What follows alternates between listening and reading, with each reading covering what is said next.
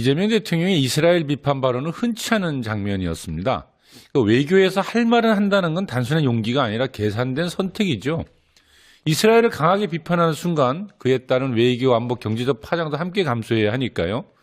그럼에도 이번 발언이 의미를 갖는 이유는 우리가 더 이상 눈치를 보는 위치에 머물지 않겠다는 방향을 분명히 했기 때문일 겁니다. 중동 질서가 재편되는 지금 중요한 건 줄을 서는 외교가 아니라 기준을 세우는 외교가 아닐까 싶은데요. 정의와 국익을 동시에 놓고 판단하는 것, 그리고 그 판단을 말로만이 아니라 전략으로 이어가는 것, 이번 발언이 진짜 평가받는 지점일 겁니다. 그 아수라장이 되어버린 오늘의 중동, 일찍 예견하고 그 전망을 내오신 분인데요. 수년 전부터 이 전쟁에서 미국과 이스라엘은 결코 이란을 이길 수 없으며 세게 붙는 순간 세계 역사는 뒤바뀌게 될 거다라고 주장을 해왔는데요. 작년 6월 전쟁 때 그 예언, 그리고 지난달 전쟁 개전 초에 예측했던 것이 얼마나 맞아떨어지고 있는지 한번 살펴보려고 합니다. 오랜 세월 매의 눈으로 이란과 이스라엘을 지켜보며 날카롭게 분석해온 코리아 국제평화포럼의 류경환 이사장님 나와 계십니다. 어서 오십시오. 네, 안녕하세요. 류경환입니다. 어떻게 정확하게 좀 평가를 해드렸나요? 예. 상당히 정확하십니다. 아니, 그동안에 아주 매의 눈으로 이란이 전쟁이 터지는 순간 이길 거다 이렇게 말씀해 주셨는데. 예. 아무튼 현재의 그 국제정세를 보면 세계 곳곳이 지금 불붙고 있는 형상이거든요. 예, 그러니까 뭐냐면 이란뿐만 아니라 이제 우크라이나 전쟁에 불이 붙었고 베네수엘라, 아프리카, 사헬 뭐 다 그런 것 같아요. 그러니까 포문을 여는 의미로 오늘 말씀에서 국제 정세의 본질 그리고 이란 침략 전쟁의 전망에 함께 좀 얘기를 좀 해주십시오. 예. 우선 지금 사태 출발점은 그 2022년 2월 러시아의 우크라이나 군사 작전이죠. 예. 예.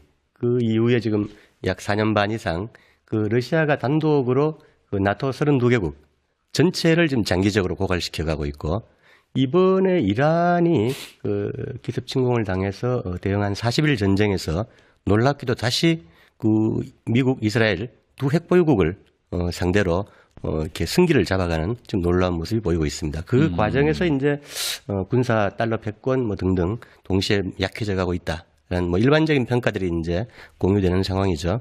크게 봤을 때는 미국이 79년 중미 수교하고 91년 그 러시아를 소련을 해체시키면서 1급 패권으로 군림했던 그 전후 80년 체제 그 이제 미국의 힘이 이제 끝나가고 있다 이렇게 볼 수 있을 것 같고요.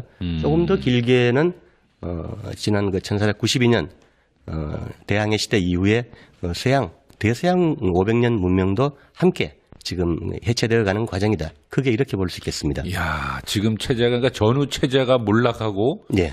이 500년 끌어온 대서양 문명이 몰락하면서 세계사적 전환기다. 이런 말씀이시네요. 예, 알겠습니다. 근데 벌써 이제 전쟁이 다 끝난 건 아닌데 이야기가 조금 조심스럽기는 한데요.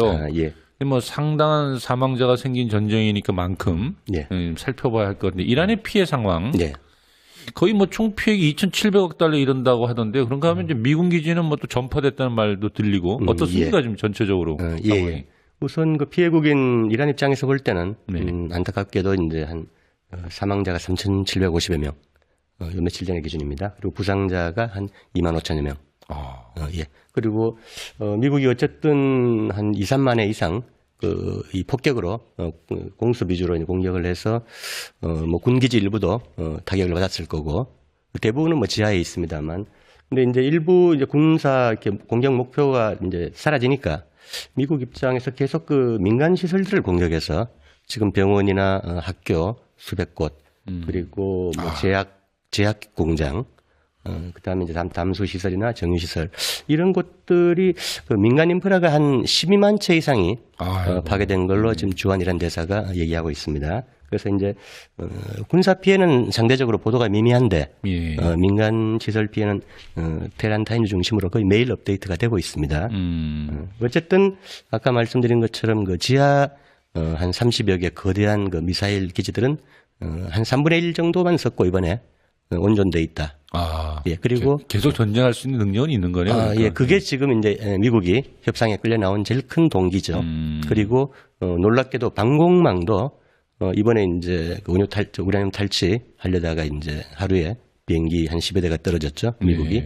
그때 보여주듯이 방공망도 약 70% 이상이 온전돼 있다. 그래서 지금 그 이란판 우리 저 지역 거부 반접근 나오죠. 접근을 예. 못 하고 있는 예. 그런 상황입니다. 근데 미군 기지도 영내에 있는 기지들이 많이 또 파괴됐죠. 예예. 그 파괴 상황은 상당히 자세하게 그 서방 언론들에도 이제 나오고 있는데요. 예. 전쟁의 안개가 그치고 이제 그 평화협상 국면으로 가면서 네. 일단 지금 교전은 중단돼 있는 상태니까 이제 미군 기지 피해가 서서히 드러나고 있는데 놀랍게도 영내에 한 30개 정도 예. 기지 중에서 17개 이상이 이제 파괴되고 파괴됐고 그 중에 13개는 뉴욕 타임즈 보도로는 거의 전파 수준이다. 거의 뭐 초토화돼 버렸다. 예. 그래서 예. 테란 타임즈 그저께 보도는 영내 미군 기지 시설의 70% 정도가 폐허가 됐다는 표현을 써요. 폐허가 됐다. 그래 그 정도면 상당히 큰 피해겠죠. 그렇겠네요. 예. 그래서 그 와중에 이제 그 미국이 자랑하던 그 바레인의 오함대 사령부가 철수해 버렸죠. 1,500명이 야반 도주하듯이 백팩 하나만 메고 바로 비행기를 타라. 놀라운 그러니까 기지 전체를 두고 도망간 그러니까요. 거죠. 얼마나 미사일 공격이 심했으면. 제국 5함대 바레인의 5함대라고 하면은 사실상의 그쪽 지역의 그 제해권을 이제 장악하고 있는 미국의 상징이죠. 상징이지 않습니까? 그게 그냥 야반 도주를 해버렸다는 거 아닙니까? 거기다가 카타르의 그 옆에 이제 그 중부 사령부의 핵심, 알 우데이드 공군 기지까지 거의 다 파괴가 되버렸다. 그럼 스님이 볼 때는 뭐 이 전쟁 이란이 아주 그냥 어찌 보면 단순하게 얘기해서 이겼다? 승리했다라고 봐도 됩니까? 이란은 어쨌든 그 침략을 맞아서 정당방위 수호 전쟁을 하고 있는 상황인데 그러니까요. 미국이 공격을 그만두면 네. 이란은 이제 전쟁은 미국이 시작하지만 끝은 우리가 낼 수밖에 없다라고 계속 주장을 하고 있는데도 불구하고 이란도 두 핵강대국을 상대로 전쟁을 계속하기는 부담스럽잖아요. 그렇죠. 국가의 존망이 걸려 있고 그래서 적절한 그 배상이나 양보를 받는 조건으로 언젠가는 끝을 내야 되는 게 인간의 뭐 이렇게 전사의 기록이니까. 그러니까 미국이 들어와서 이란을 항복시키지 못한 이상은 이 전쟁은 이란이 승리했다고 보는 것이 맞다라는 것이잖아요. 그렇습니다. 이란은 버티기만 해도 승리한다라는 게 대전제인데 미국은 계속 그 침공을 해서 정권 전복도 못했고 핵이나 미사일 목적을 달성하지 못했다라는 못했고 거죠. 지역 헤즈볼라나 예멘 후티는 더 강력해졌다. 그러면은 자 이란이 승리했다라고 이제 선생님은 이제 분명하게 이제 말씀하시는데 그럼 이란의 승리의 요인은 뭐냐? 이렇게 한번 설명해 준다면 어떻게 설명하시겠습니까? 뭐 여러 가지 관점에서 해석이 나오는데요. 이렇게 짧게 설명을 드리면 우선 그 미국은 전통적으로 본토에서 전쟁을 하지 않고 2차 대전 이후에 해양 원정 세력이죠. 영내 전 세계 800여 개 미군 기지에서 어떤 국가를 때리거나 발진해서 그렇지 않으면 항공모함을 끌고 가서 거기서 전투기하고 폭격기를 띄워서 공습하는 이런 형태의 전쟁을 취해왔는데 이란은 뭐 이번에 알려진 것처럼 페르시아만 연안의 그 자그로스 산맥 이 1,500km에 걸쳐 우리 백두대간 같은 1,500km에 걸쳐서 최고봉이 4,400m. 4,400m. 심지어 테헤란 위에 또 알보르즈 산맥이라고 있는데 거기는 또 테헤란을 막아주는데 5,600m 최고봉이 있는 산맥이에요. 천의 요새구만. 그래서 산맥의 넓이가 자그로스가 2,250km 넓이가. 그러니까 그런 위에서 미군 기지를 자신 있게 그 바닷가 해수면에 붙어 있는 이렇게 무방비 상태 평면 기지를 때린 거예요. 그러니까 더구나 미사일 타격력이 훨씬 강하고 미군 기지가 버틸 수 없었다. 그래서 전쟁 수행 능력에서도 이게 미사일 생산력이나 이런 것들도 이란이 훨씬 앞서 있다. 이번에 미국이 그 작년 6월 12일 전쟁 이후에 재고를 보충하지 않고 이스라엘하고 같이 무리하게 개전을 했는데 이번에 그 사드나 뭐 패트리어트 요격 미사일 그다음에 공격용 미사일에 한 3년에서 5년치 생산물을 다 썼다는 거 아닙니까? 아이고. 그러니까 그 미국 내에서도 전략적인 최저 재고 보유 수준이 있는데 그걸 밑돌고 있다는 경고가 계속 나오고 있어요. 그래서 전쟁을 수행하기 힘들다. 반면에 이란은 지금 미사일이 뭐 최소한 10,000발 그리고 드론 50,000발 이상이 아직도 온전돼 있다. 그런데 더 흥미로운 건 이란은 그 미사일 10,000발이면 러시아는 그 2배 이상이 있고 중국은 10배 이상이 있을 것이다. 그러면 미국은 상당히 위험한 상황으로 몰릴 수 있다. 그리고 미사일 뭐 얘기 나온 김에 현대전에 이제 꽂힌 공격 그 무기에서 미국이 쓰는 핵심은 토마호크 네. 미사일이죠. 그리고 비행기에서 싣고 가서 원거리에서 쏘는 공대지 제준 미사일. 네. 그 두 개의 속도가 마하 0.8입니다. 아, 이거 예. 마하 0.8인데 예. 이란이 쓰는 최신 세질이나 파타흐 1, 2 극초음속 무기, 코람샤르 등은 기본이 마하 13에서 15. 아, 그러면 15면 극초음속이죠. 극초음속이죠. 예. 예. 현대 물리학의 경계를 돌파했다라고 얘기하는데 그럼 마하 15면 마하 0.8하고 비교하면 한 20배 정도 차이 나죠. 예. 속도도 극강의 차이가 나지만 이 이란 미사일들은 가면서 계속 변칙 기동 그리고 막 종말 춤추듯이 날아다니고. 종말 단계에서는 자탄이 떨어지고 또 극적에 수직으로 내려꽂히고 그런 상태에서 전쟁을 수행하기 힘든 상황으로 미국이 몰렸다. 이란이 이겼다는 게 중요한 게 아니라 예. 미국이 여러 군사적인 전문 평가로 실제 허풍을 떼내고 나면 이빨 빠진 호랑이가 돼서 전쟁을 수행할 실력이 없다. 지금 이런 평가가 일반적입니다. 야. 그러면 이제 이게 보니까 아까 방금 말씀하신 이제 미사일 얘기가 나온 김에 조금 예. 더 여쭤보겠는데 그 이란이 그 세질이나 카이바르 세칸이라고 하죠. 그렇죠. 신형 예. 미사일들. 예. 그리고 또 파타흐 파타흐 1, 2. 예, 완투 1, 2. 예. 극초음속 미사일. 예, 예. 예. 마 13, 이런 15. 것들의 전력이 이번에 아주 유감없이 보여줬는데 예. 굉장히 와 다들 이제 그 입이 떡 버리는 특히나 이스라엘 같은 경우에 그 아이언돔이라든지 어떤 다비슬리 뭐 에로우2 뭐 이 패트리어트 사드 신화가 다 깨져버린 거 아닙니까? 예, 그렇습니다. 막 뚫렸으니까 예. 막 뚫렸는데 이제 그 수준이라고 하는 것이 이제 선생님 말씀을 듣다 보면 막 세계 최고의 수준 같았고 이란이 근데 예. 언제 그렇게 놀라운 미사일 수준으로 진보됐는지 네. 그리고 그런 것이 엄청난 재고량을 가지고 있는지 그거 좀 살짝 좀 네. 정보를 좀 말씀해 주시고 갔으면 좋겠습니다. 이란의 그 지하 미사일 기지 그다음에 미사일 자체 개발사를 쭉 보면 한 1984년도 80년대부터 이란 이라크 전쟁 때부터 예. 미국을 등였고 이제 이라크 침공이 왔는데 워낙 그 변변한 미사일조차 없으니까 쥐어 터지다가 예. 또 심지어 생화학전까지 했죠. 후세인이 그 피해를 입고 이제 그때 뭐 조선의 노동계열, 예. 스커드 계열 미사일을 또 이집트에서 일부 들어와서 역설계해서 군에서 개발을 시작했고 80년대부터 시작했군요. 예, 그러니까. 그렇죠. 예. 뭐 지하기지야 뭐 원래 그 북에서는 워낙 그 전문이니까. 전문이니까. 예. 그랬고 그래서 그럼 북에서 미사일도 들여오고 북한한테 그 예.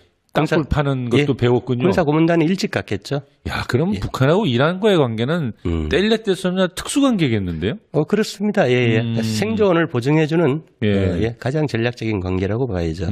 또 하나 흥미로운 일화는 92년도에 이란 그 고문단이 평양을 방문했을 때, 당시 이제 생전에 김일성 주석한테 우리 저 미사일 좀 주십시오. 우리를 통째 넘겨주십시오 하니까 김 주석이 웃으면서 아니 이란 같은 큰 나라가 그렇게 땅덩이도 크고 그런 나라가 뭘 그렇게 무기를 이렇게 애걸하느냐고 우리 그 기술 같은 거 가져가서 이란의 발전된 공학 기술로 직접 만들어라 자립을 내라.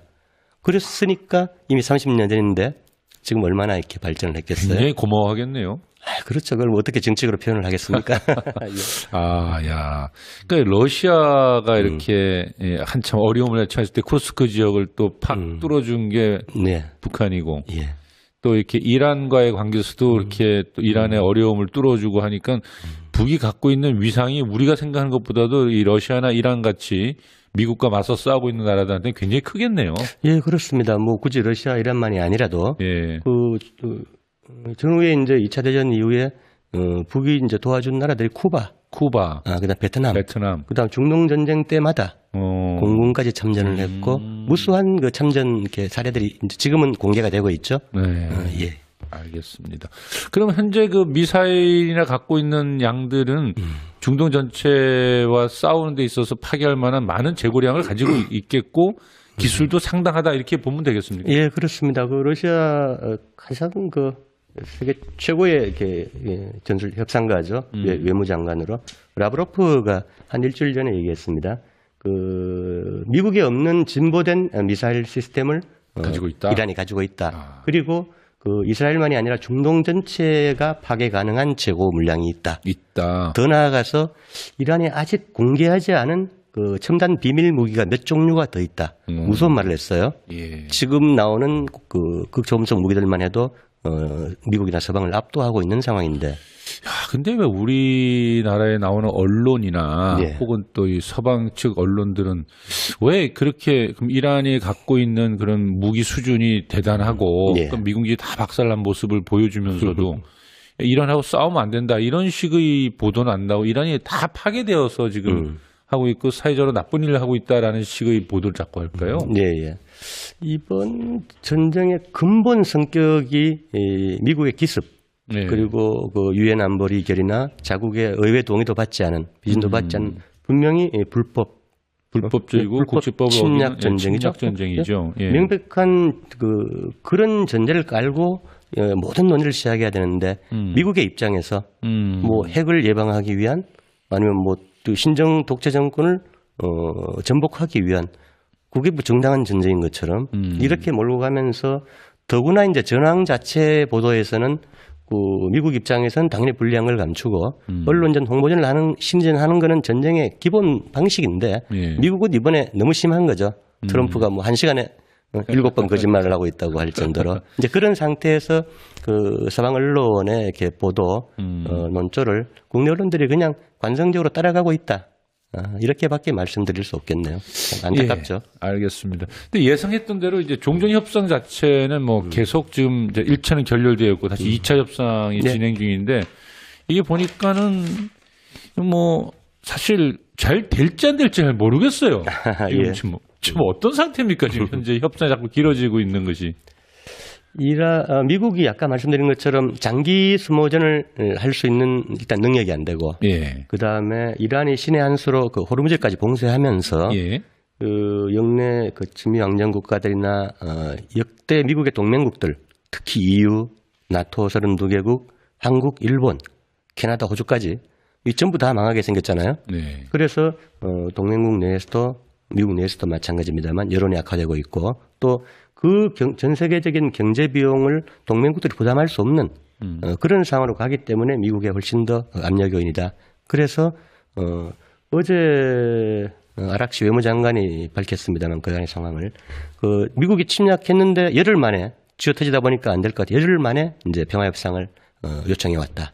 그래서 이제 30일 동안 이란이 실컷 이제 편 다음에 평화협상을 수락을 했는데 어쨌든 미국은 그 체면을 차리면서 후퇴를 할 수밖에 없는 그런 상황에서 협상을 계속 그 이렇게 어긋나게 하거나 호르무즈를 재봉쇄하거나 하면서 이제 약간 시간을 끌고 있는데 어느 경우든 협상 전 과정에서 시간은 이란 편이다.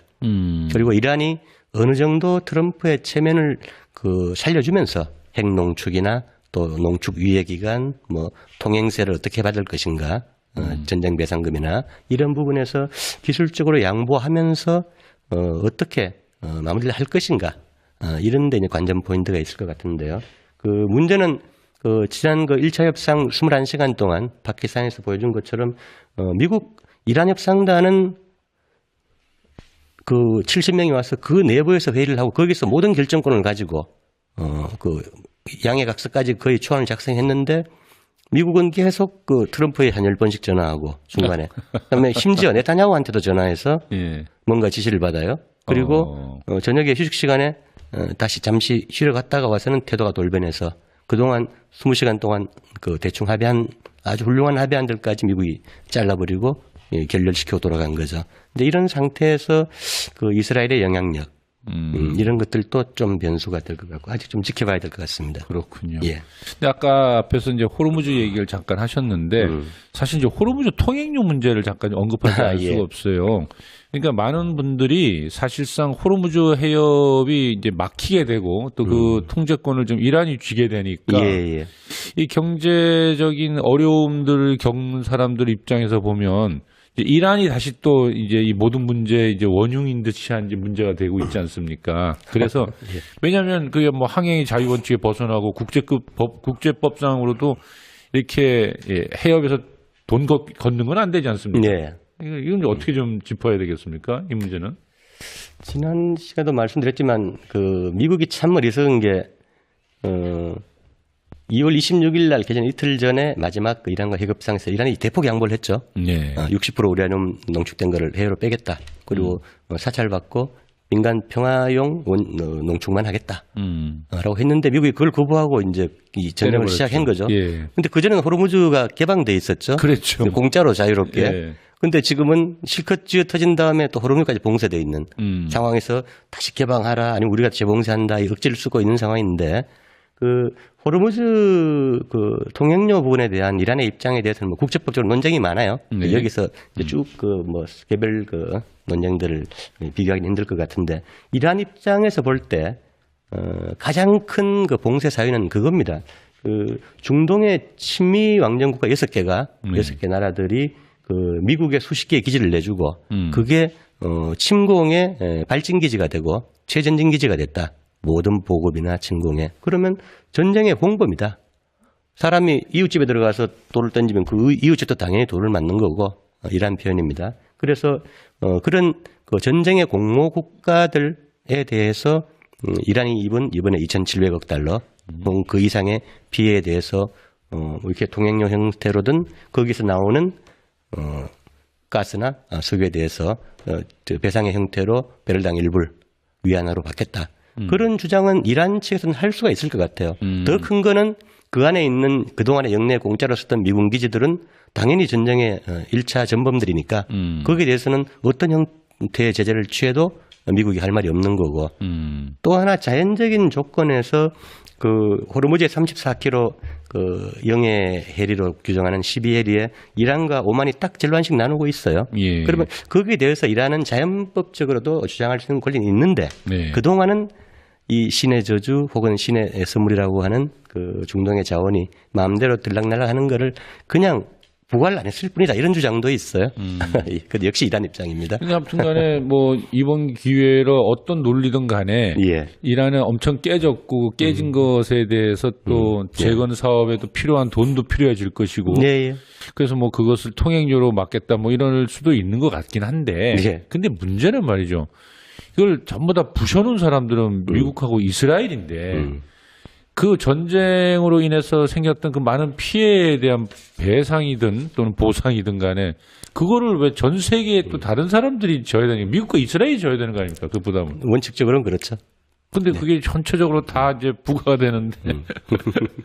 이제 짧은 평화협상 기간에 예. 그걸 이제 이란하고 미국이 두 나라가 완전히 합의에 이르기는 사실 벅찬 주제니까. 어렵겠지요. 그리고 미국도 전쟁 그 배상이라는 그 이게 전승국이 부과할 수 있는 조건을 그래도 세계 최고의 패권국인데 그렇죠. 그 조건을 받기는 힘들 테니까 그냥 페르시아 자원이 나가는 거에 대해서 통행료를 내라 아니면 그 침략에 공조한 그 부유한 친미 6개 왕정 국가들이 일부 대납을 해라 뭐 그런 조건들은 내걸 수가 있겠죠. 알겠습니다. 그럼 뭐 호르무즈 해협의 문제는 다른 나라들도 많이 문제가 있지만 우리나라가 굉장히 거의 이해관계가 걸리다 보니까 그렇죠. 관심을 가질 수밖에 없는데 향후에 어떻게 이게 해결될 거냐는 것은 좀 전망하기가 아직 현재로서는 좀 어렵나요? 지금 블룸버그에서도 그러지만 그 이번 그 전쟁 비참여국 중에서 가장 큰 피해를 입을 나라가 안타깝게도 한국이다. 이제 그런 보도가 나오죠. 일본이 두 번째고. 근데 이제 제가 재작년에 이란 갔을 때도 그렇고 그쪽 그 분위기들은 한국을 너무 좋아해요. 그 심성이나 이런 민족성도 좀 비슷하고 그 다음에 한국하고 한 50년 넘게 서로 윈윈하는 서로 부족한 에너지하고 뭐 가전이나 여러 전자제품, 부동산 개발 뭐 등등해서 윈윈할 수 있는 영역이 너무 많은 거예요. 이 강남에 테헤란로도 있는데. 예. 테헤란은 서울로도 있습니다. 서울로도 있네, 테헤란에. 심지어 예. 그 박정희 때도 예. 그 독재자도 중동 전쟁이 났을 때 그 이란을 이렇게 단칼에 내쳤죠. 예, 중동이 맞다. 그리고 이제 그러면서 그때 테헤란도 만들고 예. 이란의 에너지를 안전하게 잘 수입해 왔죠. 그래서 지금 그런 역사가 있는데 어쨌든 예.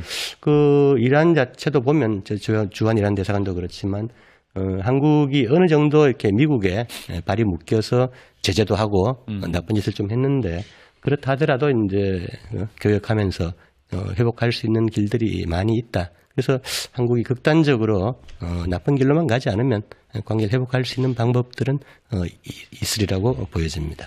그 이제 얼마 전에 그 호르무즈 자유항행 화상 정상회의 했잖아요. 50명이 예. 모여가지고 예. 미국만 빠지고 보니까 했던데 예. 프랑스, 영국이 주도해가지고 거기에 우리나라도 참가를 했어요. 예. 해가지고 이제 이 대통령이 보니까 무슨 말씀을 했냐면 그 해협 내 항행의 자유 보장을 위한 실질적 기여를 하겠다 뭐 이런 발언을 했는데 예. 그 실질적 기여가 뭘까요? 글쎄, 뭐 미국이 항공모함이 일단 그 이란 그 미사일 사정권 밖에 1000km 밖으로 쫓겨나서 대치하는 상황에서 네. 그 나토 포함해서 뭐 60, 70개국이 구축함을 다 끌고 가도 예. 봉쇄할 수 없을 뿐더러 예. 해협을 실질적으로 어떻게 이렇게 다시 열 방법이 있을지는 저는 의문이고요. 단지 이제 미국의 체면을 세우면서 이번에 그 나토, 유럽이나 뭐 다 스페인이나 이탈리아 다 그 미국의 지원 요청 거부했죠. 예. 그래서 그 미국의 체면을 약간 세워주는 측면에서 그냥 뭐 외교적인 제스처가 아닌가. 단지 이제 이번에 나토 그 대사국 30개국이 서울에 온 거는 이제 우크라이나나 이제 중동의 분쟁에서 한국의 어떤 뛰어난 방위 산업 역량, 무기 체계를 그 질서에 끌어들이기 위한 약간 그 위험한 여지가 있는 움직임이 있다. 이건 좀 조심을 해야 될 것 같습니다. 알겠습니다. 예.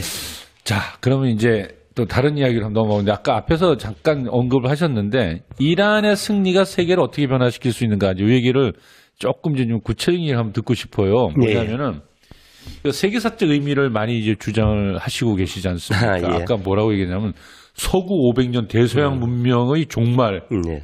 그럼 사실상 이제 어마어마한 세계의 지각 변동을 이야기하시는 건데 한번 그 얘기를 잠깐 어떤 변화가 그러면 구체적으로 일어납니까? 앞으로 이란 전쟁 예. 이후에는 일단 뭐 유일무이한 이 초강대국인 미국은 1급 패권은 이제 무너졌다. 아까 말씀드린 것처럼 일단 그 군사력이 뒷받침이 안 되고 그 다음에 페트로달러를 포함해서 경제 패권도 지금처럼 약화되면 전 세계가 이렇게 미국에 투자하거나 그 다음에 미국이 종이 달러를 찍어내서 공짜로 그 세계의 모든 그 자원을 빨아들이던 시대는 이제 영원히 끝났다. 그렇게 될 것 같고요.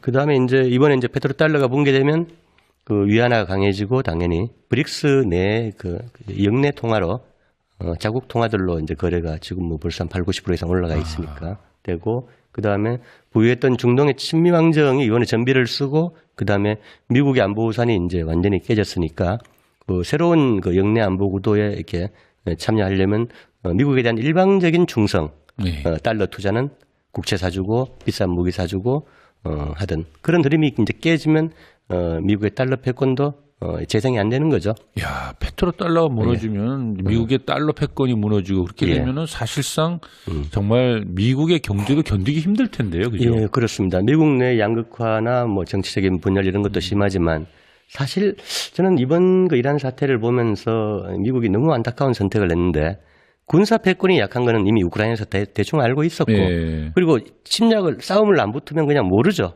미국의 무적성, 불패성의 신화는 그냥 있으니까. 신한데. 근데 뽀록이 난 거죠, 예, 이번에. 근데 다 드러났군요. 그렇죠.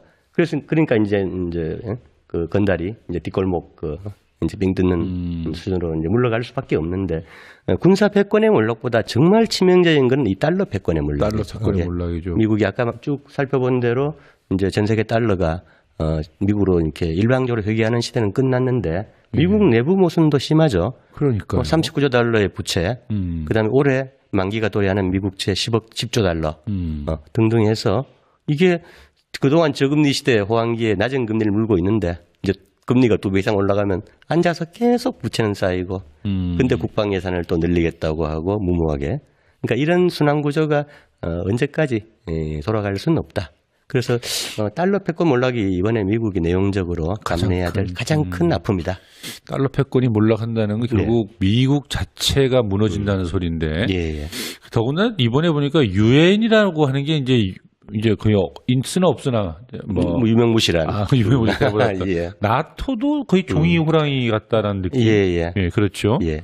그러니까 완전히 이렇게 되면 이제 전 세계가 그동안 유지해왔던 모든 질서가 다 무너져 버린다는 건데 그렇다면은 또 새로운 앞으로 향후의 질서가 또 새로 형성되겠죠. 그러면 예. 그러니까 나토가 49년에 창설돼서 16개국으로 네. 12개국이었죠. 지금 이제 32개 나라까지 해서 90년대 이후에 30년 동안 이렇게 침략 동맹의 성격으로 유고슬라비아, 아프가니스탄, 이라크, 리비아, 시리아, 이제 이란까지 이렇게 계속 이렇게 공격을 해왔는데 이제 그런 구조가 이번에 이제 이란에 대해서는 미국의 협조를 거부하면서 이제 공식적으로 이제 붕괴돼 가는 거죠. 앞으로 더 이제 그 속도가 빨라질 거고 어쨌든 그런 상태에서 이 대서양 동맹의 약화라는 말은 이제 상당히 큰 어젠다죠. 그렇겠네요. 예. 1492년 콜럼버스가 이제 아메리카를 발견했다고 주장하면서 멀쩡한 나라를 대륙을 침략해서 학살하고 그 이후에 스페인, 포르투갈에서 벨기에나 네덜란드를 거쳐서 영국을 거쳐서 이제 2차 대전 이후에 미국이라는 제국의 시스템이 정착을 해왔는데 이제 그렇게 전 세계를 전쟁하고 침략하고 사륙하면서 약탈을 하던 그런 침략적인 그 본성의 문명은 이제 힘들다. 예. 그래서 브릭스를 중심으로 뭐 조중러나 이렇게 여러 나라들의 정상들이 계속 얘기하고 있는 거는 상호 존중. 상호 존중. 뭐 있으면 있는 대로 발전 속도가 다르면 다른 대로 도와주면서 상호 공존하는 그게 뭐 이렇게 현실에 쉽지는 않겠지만 어쨌든 그런 그 다극화, 그 다자화된 세계로 가는 흐름이 이번 이렇게 미국의 이렇게 약화를 계기로 아주 빨라질 것이다. 그래서 그런 자주화나 서세 동점의 시대가 끝나고 그 동방 아시아 중심의 새로운 시대가 이제 열리는 초입에 있다. 이렇게 말씀드릴 수 있겠습니다. 알겠습니다. 새로운 시대가 열리고 있군요. 예. 예, 새로운 시대가 열리는데 거기에 이제 우리나라 이야기를 이제 하면서 이제 마무리로 이제 슬슬 가야 될 것 같은데요. 이 새로운 시대에 이재명 대통령이 제가 볼 때는 상당히 뭔가 좀 내다보고 한 발언 같기도 하고 대충 한 발언 같지가 않아요. 뭐냐면 이스라엘에 대한 비판을 아주 강하게 했어요. 엄청난 발언을 했죠. 예. 사실은 굉장히 좀 감동을 좀 받기도 했고 또 야 이런 용기에 대해서 왜냐하면 지금까지 전 세계적으로 보면 많은 사람들이 많은 위정자들이 미국에 대해서 문제의식이 있어도 특히나 이스라엘에 대해서 비판을 잘 못하지 않습니까? 더 무섭죠? 예, 무서워하고. 그런데 아주 이스라엘에 대해서 강하게 이렇게 반인권적, 반국제법적 행동을 하면 어떡하느냐라고 뭐라 했어요. 그러니까 국민의힘은 이제 거기서 외교 참사라고 이제 막 또 비판하기도 하고 했고요. 어떻습니까? 이거 어떻게 보셨어요, 이 문제는? 말씀하신 것처럼 저도 너무 고마웠죠. 예. 저도 상당히 충격을 받았고요. 한국의 어떤 정치적인 지형에서 미국 이스라엘의 영향이 그렇게 큰데 지금 이렇게 미국 이스라엘이 가장 몰리고 있는 아픈 시점에 이렇게 등에다 칼을 꽂은 거죠. 그리고 그런 표현들이 다행히 전 세계에 이렇게 정치 지도자들이 리트윗하고 하면서 이렇게 지지하고 또 감사를 표하고 이 한국이라는 나라의 국격이 상당히 올라간 거죠. 그렇죠. 그 한마디 문장으로 심지어 그렇게 학살당하고 있는 그 팔레스타인 쪽에서 기도에 대한 신의 응답이다라는 그런 최고 표현의 찬사가 나왔어요. 예. 그런 게 참 엄청났어요. 저도 보니까 그쪽 중동에서 나오는 언론들에 보니까 이재명 대통령 얼굴이 이만큼 띄워가지고 그냥 뭐 다들 찬사를 보내면서 얼마나 그동안 서럽고 힘들었겠어요. 아무도 입을 안 열어주고 이스라엘이 아주 그냥 추악하고 좀 너무나도 잔인한 일들을 저지르고 그 하마스한테나 하는 일들을 보면 그렇지 않습니까? 그 팔레스타인 사람들한테 대하는 태도를 봐도 그런 거를 탁 지적을 하니까 다들 뭐 고마워하는 것 같아요. 그 너무나 이제 보편적이고 자연스러운 인류의 상식적인 발언인데도. 상식적인 표현이고 그래서 이제 우리나라 얘기를 하면서 다시 관심을 싹 돌려보니까 바로 떠오르는 사람이 이제 뭐가 있냐면 미셸 박스티 얘기도 좀 한번 여쭤봐야 될 것 같은데 사실 그 필립 골드버그 전 대사가 가고 나서 이제 벌써 1년이 넘었는데도 계속 주한 미 대사를 안 보내다가 이게 뭐 장고 끝에 악수한을 보낸다고 하면 가장 좀 혐중 그리고 반북적인 인사, 극우적인 인사를 보낸단 말이죠. 그러니까 뭐 우리나라에서 난리가 났어요. 특히나 전환길, 뭐 정광훈 다 뭐 박수 치고 그냥 난리가 났는데 어떻습니까? 이 이재명 대통령이 이걸 쉽게 아그레막을 주면 안 된다라는 또 우리 많은 그 진보적인 그 전문가들 말씀이 있던데. 지금 같은 쭉 우리가 살펴본 그 지정학적인 대격변 속에서 예. 미국이 오죽 급하면 이렇게 한국을 단도리 하기 위해서 다잡기 위해서 저런 그 수준의 말씀하신 그 반복, 협중, 반중 인사를 여기에 이렇게 내려보냈을까. 예. 그런 게 상당히 우려스럽고요. 그러니까 미국이 몰리니까 이제 가장 만만한 가신 국가라고 표현하죠. 이제 한국이나 일본 쪽에 지금까지 보여줬던 어떤 압력이나 수탈 이런 것들을 극대화하기 위한 그리고 한국의 동요를 막기 위한 이런저런 좀 전략적인 자율적인 흐름들이 이제 서서히 일어나고 있으니까 다 잡기 위한 인사인 것 같은데 지금 미국 내 동포 사회에서도 그렇고 한국 내 저희들도 상당히 이렇게 심각한 사안으로 보고 그 철회 여러 가지 그 서명이나 움직임들 또 제소까지 고려를 하고 있는 상태입니다. 그래서 조금 더 저희들이 힘을 모아서 대응을 해야 될 것 같아요. 예, 좀 뭐 이게 반복적인 것도 참 심각한데 이 사람이 지금도 입만 열면 중국을 그렇게 중공이라고도 표현하고 참 몰상식적인 표현이죠. 네, 걱정이 참 많고요. 예. 그리고 이제 이 뭐라고 할까 외교관 한 명의 성향이 무슨 그 한미 관계의 긴장을 얼마나 키울 수 있겠냐 싶지만. 제가 볼 때 이 사람이 사사건건 이재명 대통령의 여러 가지 행보나 국가의 관계를 잘 풀어보려고 한다거나 지금도 브런슨 때문에 자주 긴장이 벌어지는데 그런 좀 긴장을 야기시키지 않을까에 대한 좀 우려도 좀 듭니다. 예, 그렇죠. 이제 이재명 내란에 대한 옹호 문제도 그렇지만 그 아직 국내에 남아있는 그런 그 수구 잔존 세력들을 좀 청산하고 우리가 새로운 이렇게 사회로 발전해 가야 되는데 그 사람들 고무시킬 것 같아요. 예, 열심히 응원하고 다시 이렇게 윤호개인들하고 손잡고 정권의 발목을 잡는 그런 우려가 좀 있습니다. 저 사람을 아그레망을 안 주고 하면은 난리가 날까요? 아까 이재명 대통령 발언처럼 또 한미 정치사에서도 또 한 획을 끊는 일이 벌어질 수 있겠죠. 예, 그런데 우리의 발언 용기가 있을지는 모르겠습니다. 예, 마무리 좀 발언 하나 해야 될 것 같은데요.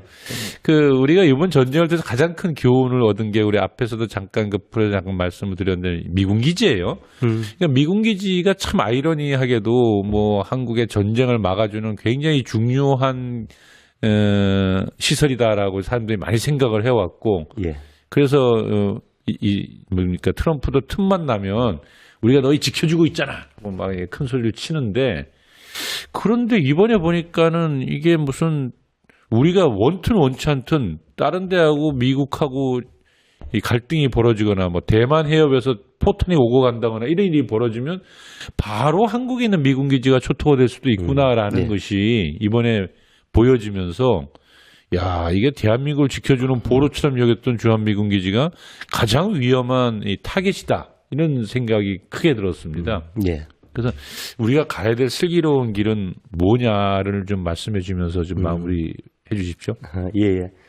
지금 이제 중동 사태에서 보듯이 어쨌든 미군 기지 13개가 전파되고 또 그 가장 큰 상징적인 기지인 오함대 그리고 카타르 중부사령부까지 지금 쫓겨나는 상황인데 이란이 지금 보여주고 있는 그 무장력에 아마 몇십 배는 될 듯한 그 조중러 핵 초강대국 3국의 군사력이 지금 여기 동아시아에 집중이 되어 있는데 그 앞에 평택 그 험프리스 기지 같은 그 평원에 있는 그 세계 최대 해외 기지죠.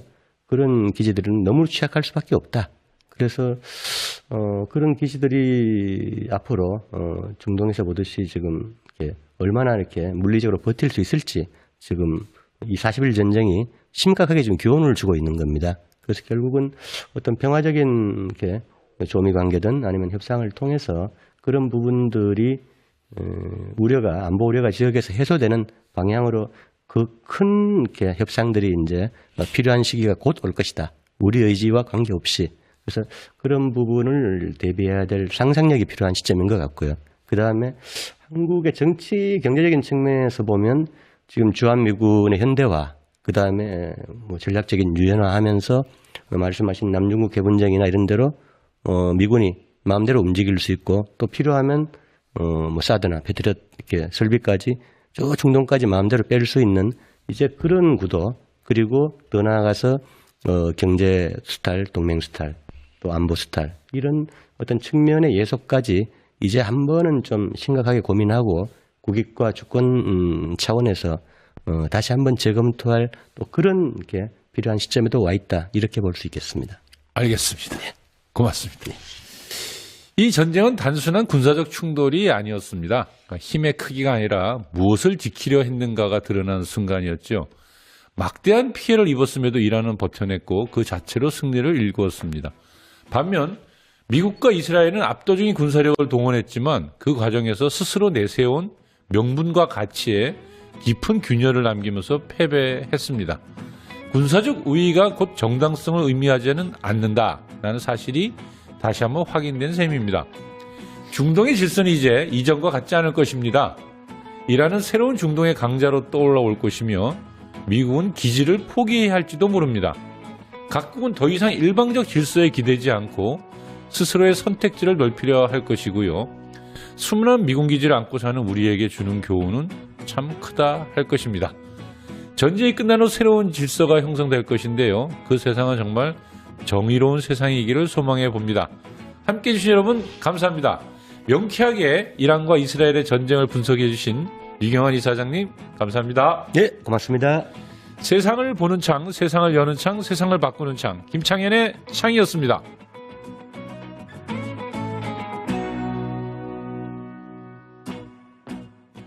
파파파파 증권홍합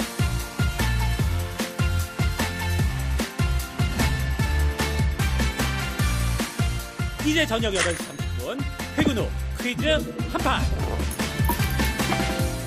혼자 하지 마세요. 같이 해요. 매일 저녁 8시 30분 많은 참여 바랍니다.